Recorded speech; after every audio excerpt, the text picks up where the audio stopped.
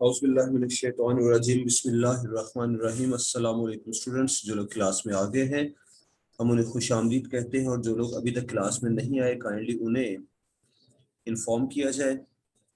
उसके बाद मुझे बताइएगा कि can you listen to me clearly, क्या आप मुझे वाज़ेह तौर पर सुन सकते हैं ताकि मैं अपना लेक्चर शुरू करूं।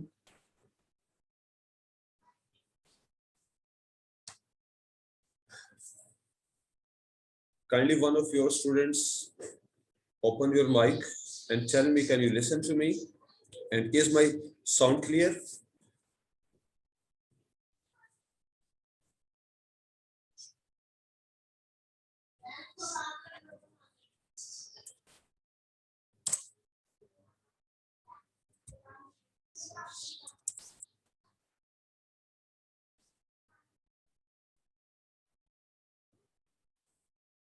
Okay, let us start. तो स्टूडेंट्स, गुज़िश्ता दिनों में हमने अमेरिकन लिटरेचर शुरू किया था। पहले लेक्चर में मैंने आपको इन्फॉर्म किया कि अमेरिकन लिटरेचर क्या था।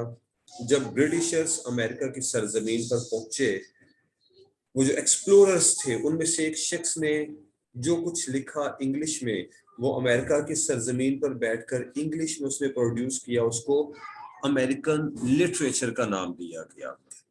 उसके बाद मुख्तलिफ अदवार में मुख्तलिफ लोग लिखते चले गए, इस तरह से अमेरिकन लिटरेचर की बुनियाद बनी। उसी पहले लेक्चर में हमने रॉबर्ट फ्रॉस्ट को भी डिस्कस किया था। रॉबर्ट फ्रॉस्ट अमेरिकन पोएट्स में से एक बड़ा आला शायर रहा है। दूसरे लेक्चर में हमने रॉबर्ट फ्रॉस्ट की 2 पोइम्स पढ़ी थी। आज थर्ड लेक्चर रॉबर्ट फ्रॉस्ट से ही रिलेटेड है, इसको हम पढ़ेंगे और उसके बाद इसके कुछ सवाल आपको मैं असाइन कर दूंगा, क्योंकि सुना है कि जो थर्ड वीक है वो आपका असाइनमेंट वीक है, जिसमें आपने अपना काम तैयार करना है, अपने असाइनमेंट्स तैयार करनी, और librarian and ma'am निगत will be observing you. तो अपने आज के लेक्चर की तरफ आते हैं। हमने फायर एंड आइस पढ़ ली थी। सबसे पहले नज़म हमारी यही थी Stopping by woods on a snowy evening आपको पढ़ाई थी, और इससे मुतालिक मैंने आपसे पूछा था कि आपको याद होगा कि ये नज़म हम लोगों ने मैट्रिक में भी पढ़ी हुई है। ये वही स्टॉपिंग बाय वुड्स नज़म है। आज हम पढ़ेंगे आफ्टर एप्पल पिकिंग।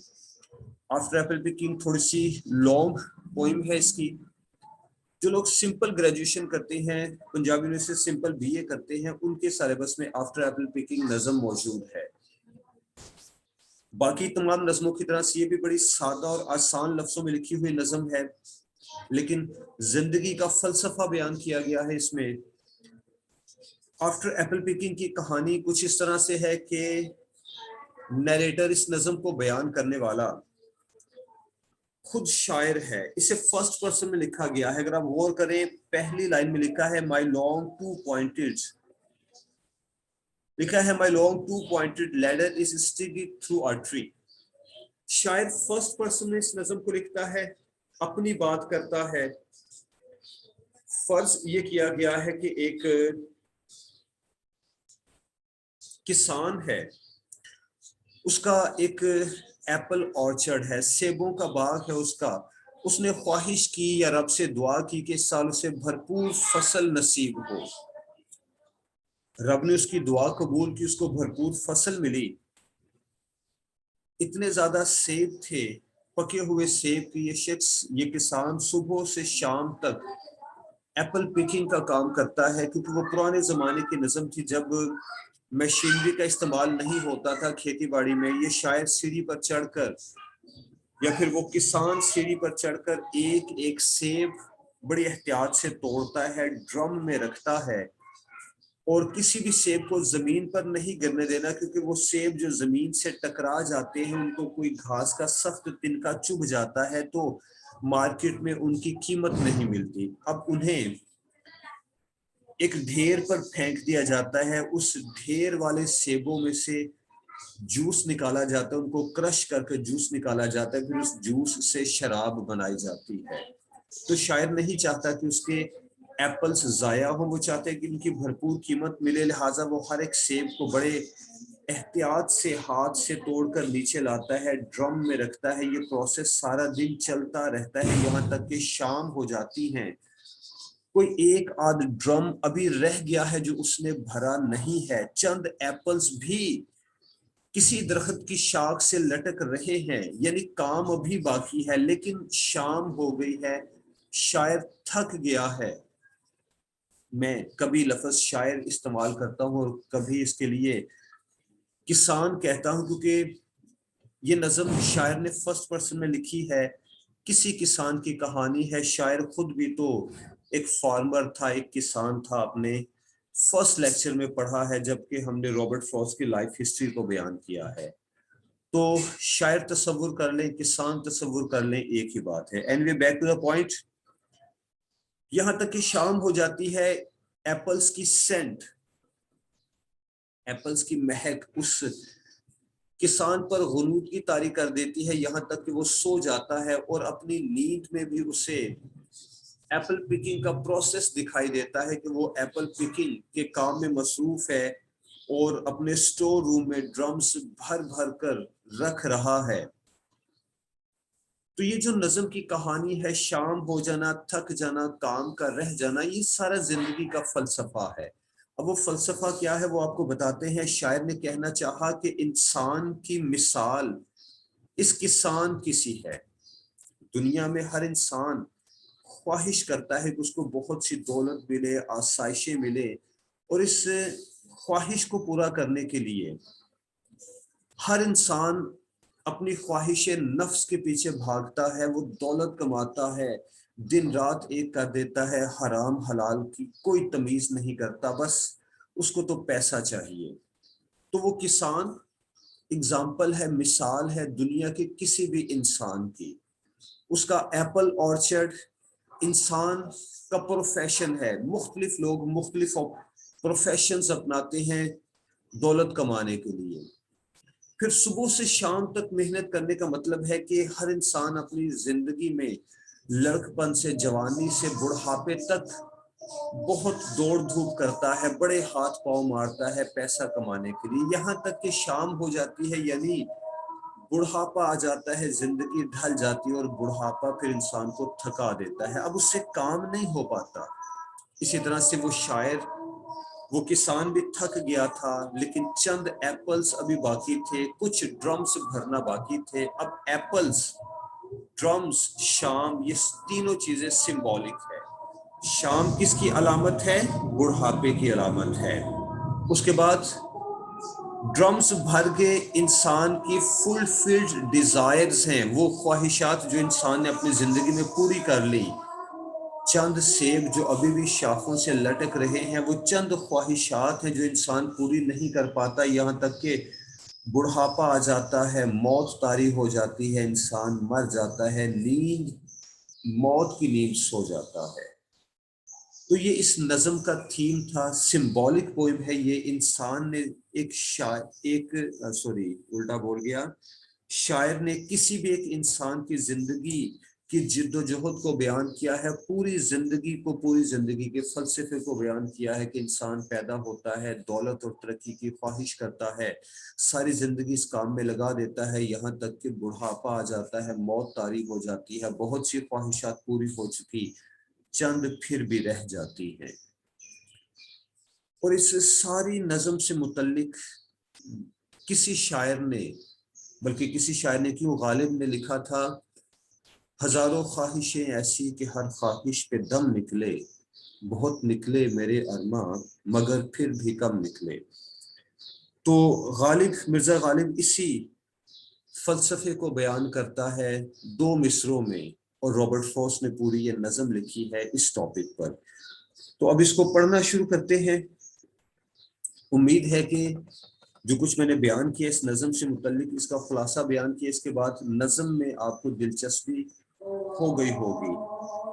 میں اذان کے احترام میں چند لمحے کے لیے خاموش ہوں, اذان کے فوراً بعد ہم یہ نظم پڑھ رہے ہیں.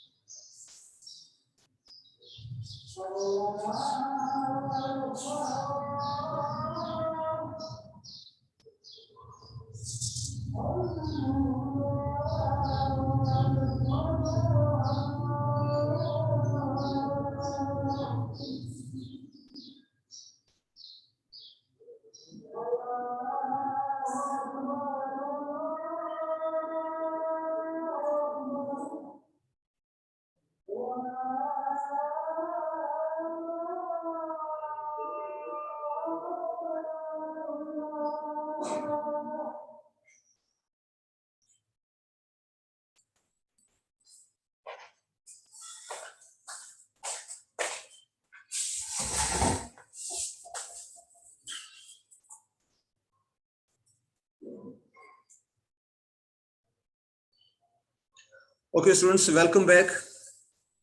اگر آپ لوگوں تک میری آواز پہنچ رہی ہے تو ٹھیک ہے. اس وقت 7 پرسنس ہیں میری کلاس میں, جس میں سے ایک میں ہوں, ایک مینجمنٹ میں سے کوئی بندہ ہے, اور 5 لوگ آپ ہیں. کائنڈلی अपनी क्लास इंचार्ज से कहें, GR मैडम से कहें कि इस अटेंडेंस की एक अभी से स्क्रीनशॉट ले लीजिए ताकि अटेंडेंस लगाने में आसानी हो। इस लेक्चर के फौरन बाद मुझे आपने ये सेंड कर देनी है, ठीक। इसको पढ़ रहे हैं जी। After apple picking My long two-pointed ladder is sticking through a tree. शायद कहते हैं कि मेरी लकड़ी की सीढ़ी, जिसको two-pointed ladder कहा गया है, दरख्त के साथ टिकी हुई है, लगी हुई है। Towards heaven still, इसका रुख सीधा आसमान की तरफ है। Towards heaven still इसके दो मायने बनते हैं जनाब। एक तो सतही मायने है, सरफेस मीनिंग, कि जाहिर है जब सीढ़ी को दरख्त के साथ लगाया जाएगा, तने के साथ टिकाया जाएगा, तो इसका रुख ऊपर की तरफ ही होगा।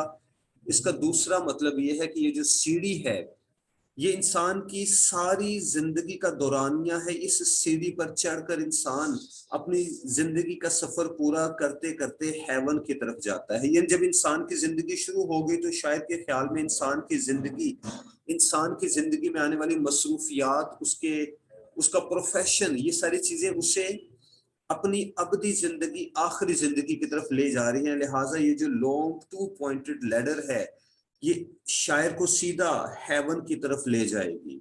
अपनी जिंदगी गुजारते गुजारते, अपने हिस्से के काम करते करते आखिर ये जन्नत में पहुंच जाएगा। And there is a barrel that I did not fill. शायर कहते हैं कि बैरल एक ड्रम है जिसको अभी मैंने भरा नहीं है। यानी वो सेब तोड़कर एक ड्रम में रख रहा है, अभी एक ड्रम भरना बाकी है। बिसाइड इसके साथ, and there may be 2 or 3 apples, इसके अलावा 2 या 3 सेब हैं। I did not pick upon some, वो जो कि अभी मैंने किसी शाख पर से उतारने हैं। But I am done with Apple picking now, लेकिन अब मैं सेब तोड़ते तोड़ते थक गया हूँ। डन विद एप्पल पिकिंग, इसका मतलब होगा गेट टायर्ड, थक जाना। तो इन 3-4 लाइंस में किसान ने या शायर ने बयान कर दिया कि सारा दिन उसने एप्पल पिकिंग का काम किया, ड्रम भरे, सेब तोड़े, लेकिन चंद सेब हैं जो अभी उसने नहीं तोड़े, वो शाखों से लटक रहे हैं, लेकिन अब वो सेब तोड़ते तोड़ते थक चुका है।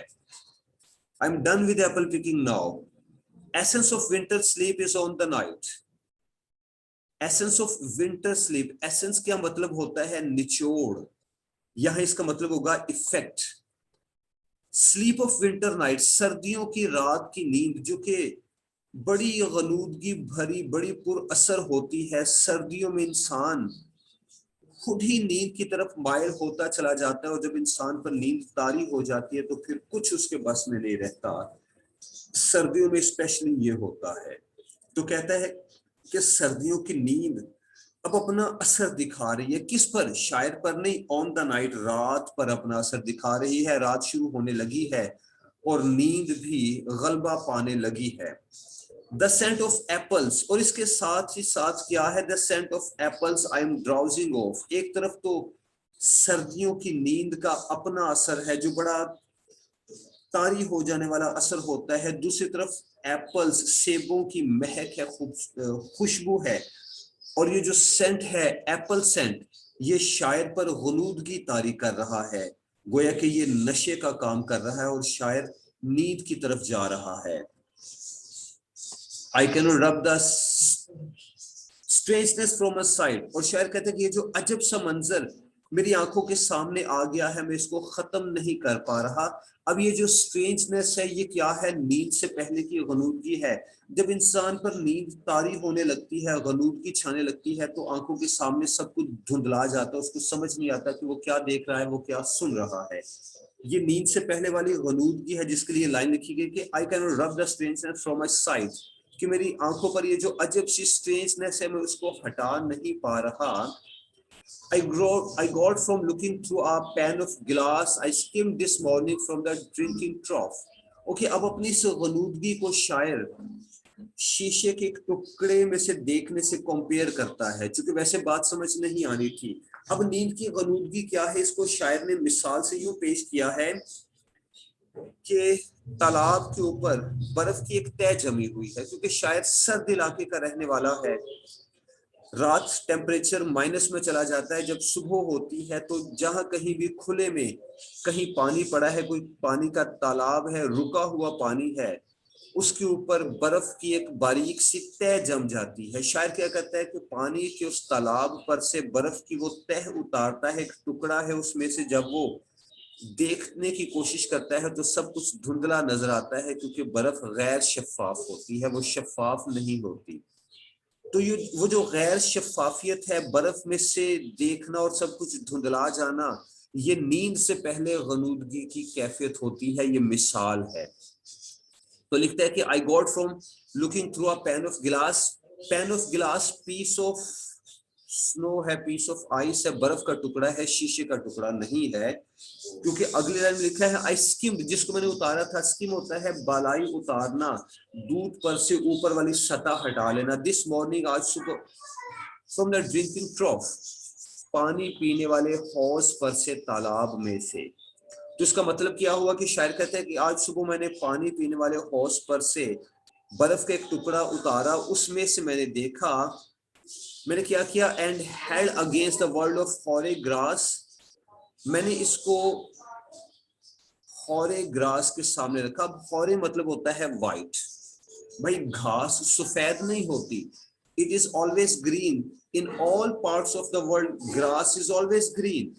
تو شاعر اس کو ہورے گراس کیوں کہتا ہے؟ ہورے مینس وائٹ. صبح کے وقت گھاس پر, گرینری, سبزے پر کورا جمع ہوا ہے, کورے کی ایک تہ جمی ہوئی ہے.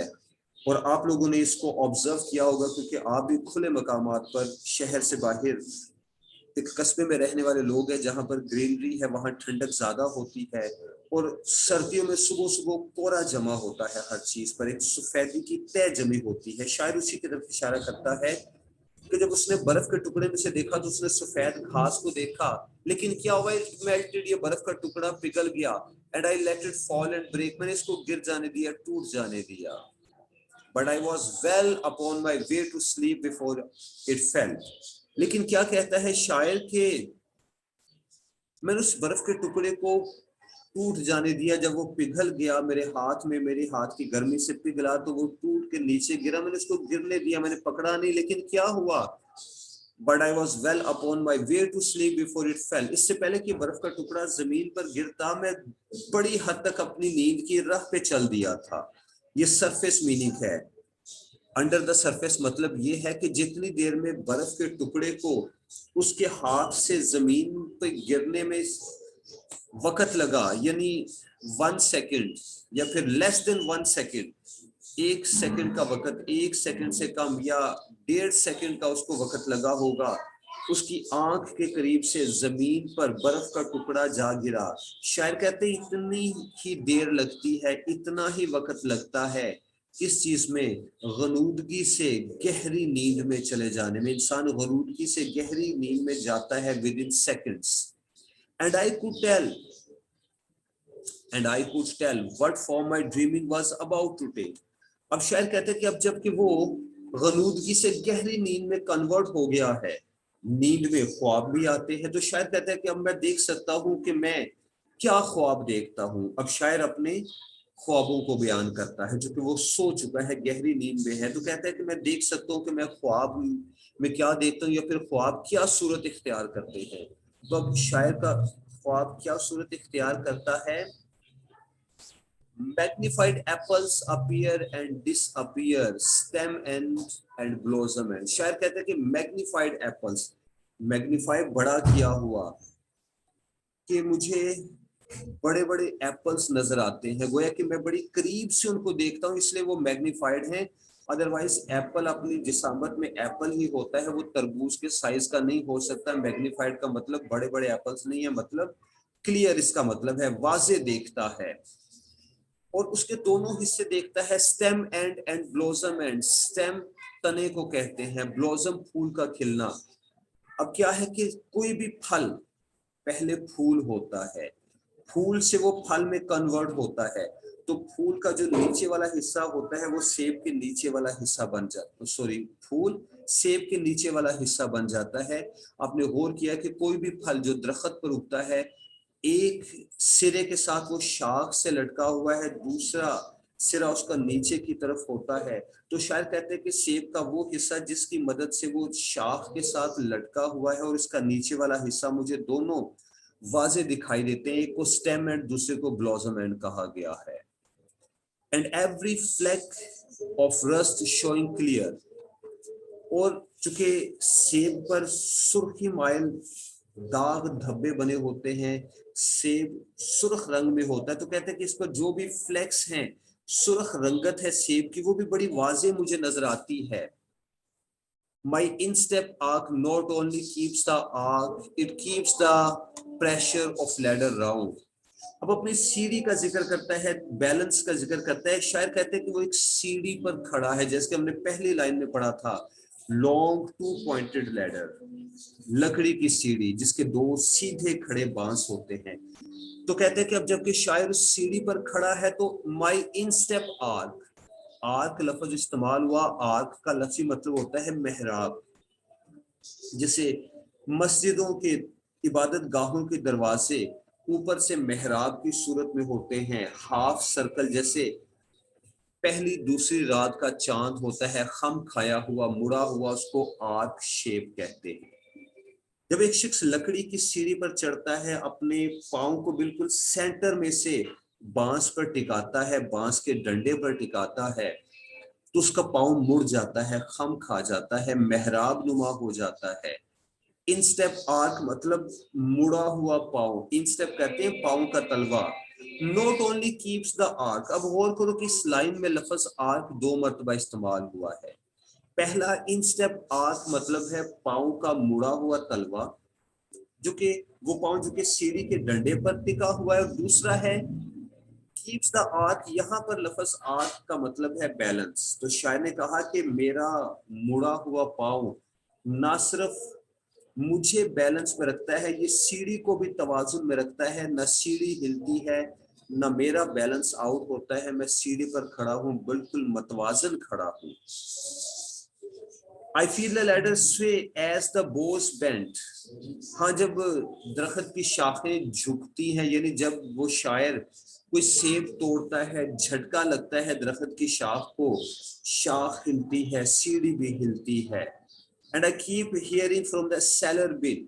तो कहता है कि मैं महसूस करता हूँ कि मेरी सीढ़ी भी लहराती है, जैसे जैसे शाख हिलती है मेरी सीढ़ी भी हिलती है। लेकिन फिर साथ ही कहता है कि I keep hearing from the cellar bin, मुझे तहखाने से मुसलसल आवाज आ रही है। कौन सी आवाज? द रंबलिंग साउंड, शोर की आवाज। रंबलिंग लफ्जी मतलब होता है गड़गड़ाहट की आवाज, जैसे कोई भारी भरकम चीज, लोहे से बनी हुई कोई भारी चीज, कोई बड़ा बर्तन जमीन पर घसीटा जाए। Of load on load of apples coming in, कहता है कि एक के बाद एक सेबों से भरे हुए ड्रम अंदर लाए जा रहे हैं। Of load and all load, यानी पहले ड्रम उठाया जाता है, उसको तहखाने में लाकर उसको जमीन पर रखा जाता है। ड्रम का उठाना, ड्रम का रखना, ऑफ लोड ऑन लोड, ये आवाजें उसके कानों तक आ रही हैं। यहाँ पर शायर अपनी नींद का जिक्र कर रहा है, नींद के आलम में जो ख्वाब वो देख रहा है उसका जिक्र कर रहा है। अच्छा जी, फिर कहते हैं कि for I have had too much of apple picking, I am over tired of the great harvest I my self desire. अब हकीकत बयान करते हैं, कहते हैं कि I have had too much, बड़ा काम कर लिया मैंने, बड़ी मेहनत कर ली मैंने, सुबह से शाम तक मैंने एप्पल पिकिंग की है। आई have had too much of apple picking, यानी सुबह से शाम तक सेब तोड़ने का काम मैंने बहुत कर लिया।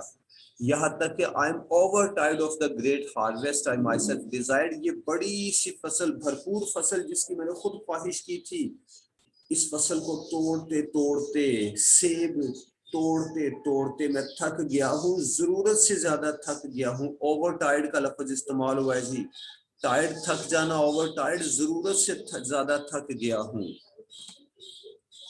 There were 10,000 fruits to touch, cherish in hand, not let fall, lift down and not let fall. कहते कि 1,000 fruit, हजारों की तादाद में फल थे जिसको मैंने बड़ी एहतियात से तोड़ना था। टू टच यानी टच करना था, अपने हाथ से तोड़ना था। चेरिश इन हैंड, चेरिश यहाँ मतलब होगा केयरफुली, वैसे चेरिश का मतलब होता है लो लगाना, मोहब्बत करना, यानी मुझे बड़ी मोहब्बत से, बड़ी एहतियात से हर सेब को अपने हाथ से तोड़ना था। लिफ्ट डाउन, नीचे लाना था। and not let fall, गिरने नहीं देना था, for क्योंकि, for all that struck the earth, हर वो सेब जो कि जमीन से टकरा जाए, no matter if not bruised or spiked with stubble, तो इससे फर्क नहीं पड़ता कि उस पर ब्रूस कोई, लो जी मैं इस रेडी वाले के एहतराम में चुप कर गया, इसकी आवाज मुझसे कई गुना ज्यादा है। अच्छा, आप तक पहुंची ये आवाज?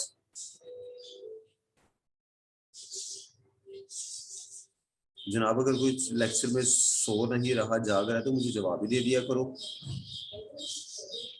अच्छा जी, for all that struck the, जी जी जी आवाज पहुंची, आपका शुक्रिया। अब मुझे यकीन हो गया कि आप लोग जाग रहे हैं, या कम से कम कोई एक तो जाग रहा है। वेरी गुड, ओके, आई रीस्टार्टेड, दोबारा से शुरू कर रहा हूँ जी। शायर कहते हैं कि फॉर क्योंकि all that struck the earth, हर वो सेब जो जमीन से टकरा जाए, no matter if not bruised और स्पाइक्ड विद स्टबल, फर्क नहीं पड़ता ब्रूस किस पर कोई खराश आई हो, ब्रूस खराश को कहते हैं, जैसे बच्चा खेलते खेलते गिर जाता है, स्किन पर हल्की सी खराश आती है। और स्पाइक विद स्टबल, स्पाइक कहते हैं, इसका एक लफ्जी मतलब होता है कील, इसका एक मतलब होता है कील चुभ जाना। स्टबल कहते हैं घास का सख्त तिनका, जब फसल काट ली जाती है, गंदुम इसकी बेहतरीन मिसाल है, जब गंदुम की फसल काट ले तो नीचे जो डंठल रह जाता है, जो सख्त तना रह जाता है, उसको स्टबल कहते हैं। कहते हैं कि सेब जो दरख्त की शाख से टूट कर नीचे गिरा, ख्वाह वो किसी घास के सख्त तिनके से टकराकर जख्मी हो या उस पर कोई हल्की सी खराश आ जाए, फर्क नहीं पड़ता। क्या होगा? went surely to the cider apple heap as of no worth, उस सेब को उस एप्पल हीप पर फेंक दिया जाएगा, सेबों के उस ढेर पर फेंक दिया जाएगा जो कि साइडर प्रेस में जाते हैं। साइडर जिसको हम कोलू कहते हैं, जिसमें से तेल निकाला जाता है क्रश करके, तो कहते हैं कि उसे उस ढेर पर फेंक दिया जाएगा, वो सेबों का ढेर जो कोलू वाले के स्पुर्द किया जाएगा, वो इसको कोलू में क्रश करके इसमें से जूस निकालेगा, और वो इन सेबों को बड़े सस्ते दामों खरीदता है क्योंकि वो सेब दागदार हैं।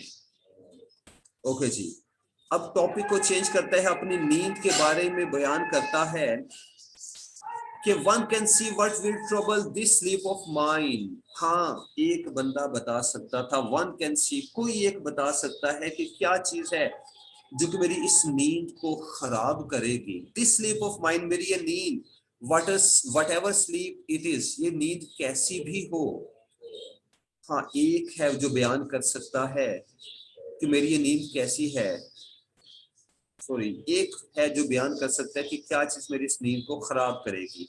वर ही नॉट गॉन, अगर वो ना जा चुका होता, कौन the woodchuck could say whatever it is whether it is like his sleep. Woodchuck एक परिंदा है जी, तस्वुर किया जाता है, बल्कि तस्वुर नहीं, हकीकत में सर्द इलाकों में बहुत से एनिमल्स एंड रेप्टाइल्स होते हैं जो कि हाइबरनेशन करते हैं। हाइबरनेशन क्या होता है? सर्दियों में तवील नींद लेना। इसकी सबसे बड़ी मिसाल होते हैं बियर, रीछ, भालू हाइबरनेट कर जाते हैं, सांप और बाकी हशरात जमीन के नीचे चले जाते हैं, छुप जाते हैं जहां टेम्परेचर नॉर्मल होता है, और ये सारी सर्दी वहां सोए रहते हैं। बहार के आगाज में ये बाहर आते हैं। वुडचक एक परिंदा है, ये भी हाइबरनेट हो जाता है, अपने आप को हाइबरनेट कर लेता है। तो शायर कहते हैं कि इफ वुडचक हैड नॉट गॉन, अब चूंकि सर्दी है ये जा चुका है। और सर्दी क्यों है? क्योंकि सेब की फसल पकती है अगस्त के आखिर में। अगर आपको कभी पाकिस्तान के नॉर्दर्न एरियाज में जाने का इत्तेफाक हो, सवात और इससे आगे के इलाकों में, चित्राल, सवात वगैरह में, तो आप ऑब्जर्व करेंगे कि एप्पल और आड़ू की फसल, ये चूंकि पहाड़ी इलाकों के फल हैं, ये अगस्त के आखिर में पक जाते हैं और फिर मार्केट में आते हैं, तब ये तोड़े जाते हैं। तो अगस्त हमारे यहाँ तो बड़ी जबरदस्त गर्मी का दौर होता है, ये पंजाब में, लेकिन पहाड़ी इलाकों में और खास तौर पर यूरोप में ये धुंध वाले दिन होते हैं। जब धुंध पड़ती है, फ्रॉस्ट होती है सुबह सवेरे, जैसे इसी नज़म के शुरू में हमने पढ़ा है कि शायर पानी के ऊपर वाली सतह पर से बर्फ का एक टुकड़ा तोड़ता है, उतारता है। ये शदीद सर्दी वाले दिन हुआ करते हैं। تو کہتے ہیں کہ اگر وہ وڈ چک ہائبرنیٹ نہ کر گیا ہو تو وہ بتا سکتا ہے کہ میری یہ نیند کس طرح سے ڈسٹرب ہوگی, اور وہ یہ بھی بتا سکتا ہے کہ whether it is like his long slip, کہ میری یہ نیند اس کی لانگ سلیپ جیسی ہے, as a describe its coming on, جیسے کہ میں نے اس کے آنے کو بیان کیا ہے. یعنی شاعر کا خیال ہے کہ سارے دن کی کام کے بعد جو نیند اس پر طاری ہوئی وہ اتنی شدید نیند تھی کیا وہ سارا موسم سرما سویا رہے گا, بالکل اس ووڈ چک کی طرح سے, کسی بیئر کی طرح سے, کسی سنیک کی طرح سے, اور جسٹ سم ہیومن سلیپ, یا شاید یہ انسانی نیند ہے, ایک رات کی نیند ہے, اگلی صبح شاید پھر سے بیدار ہوگا. تو جناب یہ تھی نظم. اس نظم میں ہم نے پڑھا کہ شاعر نے انسان کی زندگی کا, پوری زندگی کا فلسفہ بیان کیا ہے.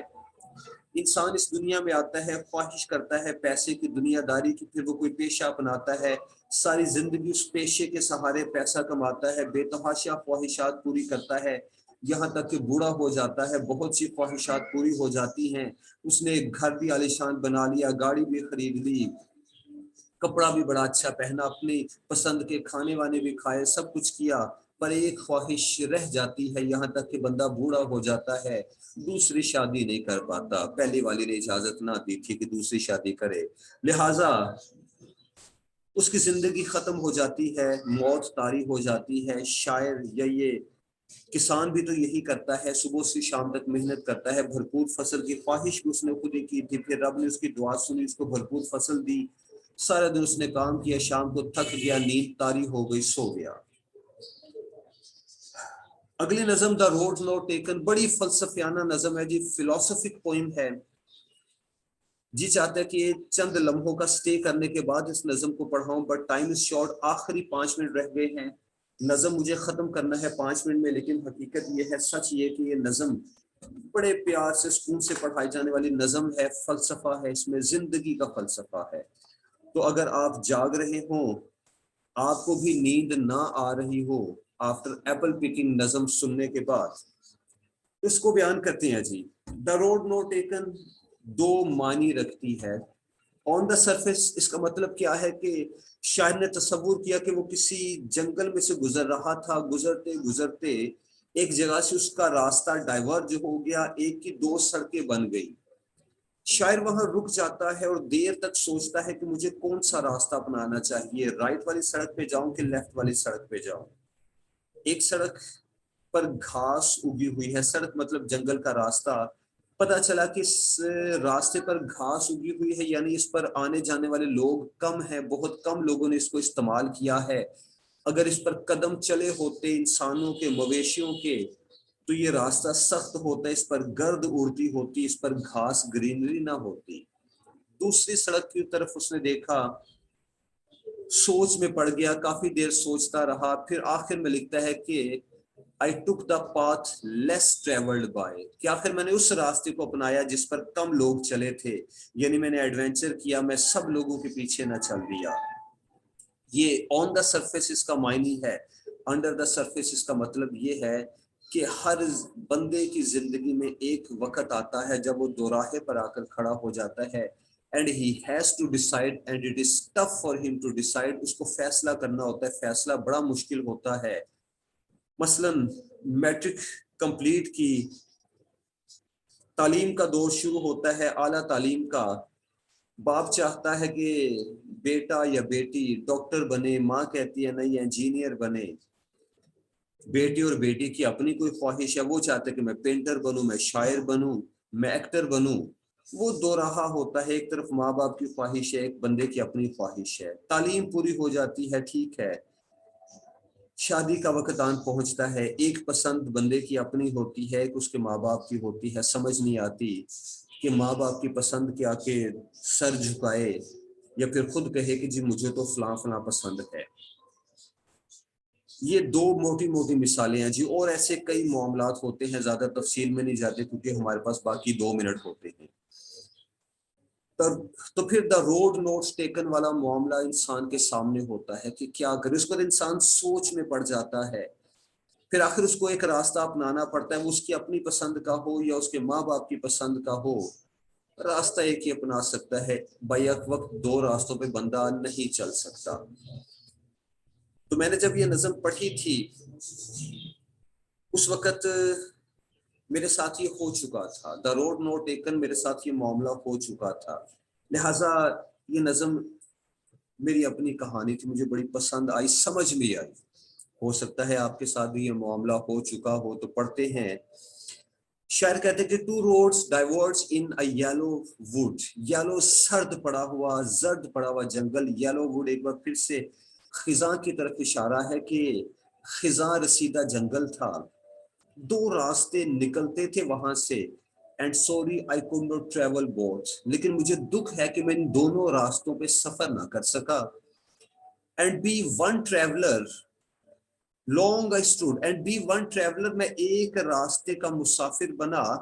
لانگ آئی اسٹوڈ, میں لمبے عرصے تک کھڑا رہا, بڑی دیر میں کھڑا رہا. And looked down one as far as a could, ایک راستے کو میں نے دور تک دیکھا, جہاں تک میری نظر جاتی تھی وہاں تک میں نے دیکھا کہ یہ راستہ کس طرف کو جاتا ہے. to where it bent in the undergrowth, یہاں تک کہ یہ راستہ گم ہو گیا گرینری کے نیچے, سبزے کے نیچے, کیونکہ جنگل میں سے گزرنے والا راستہ ہے, دور تک جہاں تک انسان کی نظر جاتی ہے دیکھتا ہے, یہاں تک کہ کہیں سڑک ٹرن ہو جاتی ہے, اس کے گرد آس پاس اگی ہوئی جھاڑیاں درخت اسے اپنے نیچے ڈھانپ لیتے ہیں, اور انسان کی نظر وہاں تک رک جاتی ہے, اس سے آگے نظر نہیں آتا. کہتا ہے کہ وہاں تک میں نے دیکھا.